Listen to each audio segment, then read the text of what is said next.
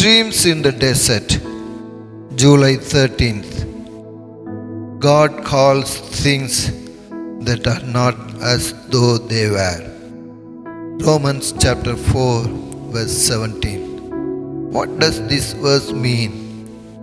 It is the very reason why Abraham in hope believed that Abraham would become the father of a child at his advanced age seemed absurd and an utter impossibility.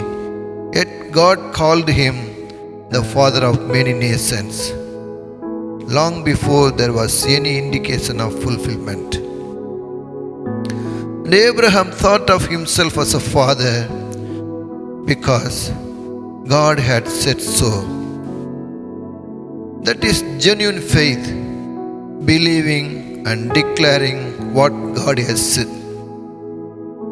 Stepping out on what appears to be thin air and finding solid rock beneath your feet. Therefore, boldly declare what God says you have, and He will accomplish what you believe.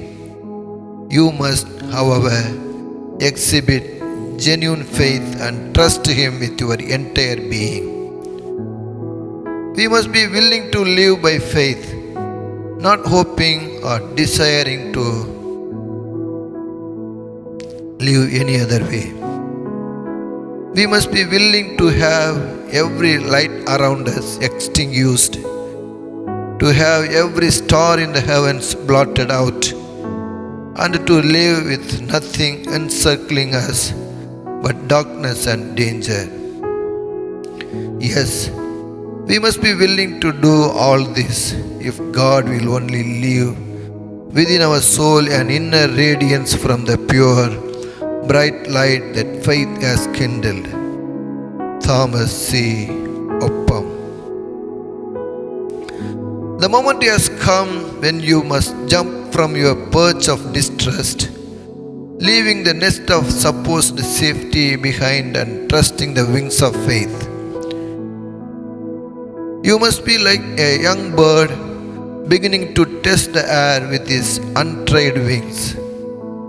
At first, you may feel as though you will fall to the earth. The fledgling may feel the same way, but it does not fall. For its wings provide support. Even if its wings do fail, one of its parents will sweep under it, rescuing it on strong wings.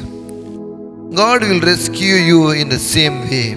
Simply trust Him, for His right hand sustains. Do you find yourself asking, but am I to step out onto nothing? That is exactly what the bird is seemingly asked to do. Yet, we know that the air is there, and that the air is not nearly as insubstantial as it seems. And you know that the promises of God are there, and they certainly are not insubstantial at all. Do you still respond? But it seems so unlikely that my poor, helpless soul would be sustained by such strength. Has God said it will? Do you mean that my tempted, yielding nature will be victorious in the fight? As God said it will. Do you mean that my timid, trembling heart will find peace? As God said it will. If God has said so, surely you do not want to suggest He has lied. If He has spoken, will He not fulfill it? If He has given you His word, His sure word of promise, do not question it, but trust it absolutely. You have His promise, and in fact, you have even more. You have Him who confidently speaks the words, "Yes, I tell you, trust Him." J.B. Figgis.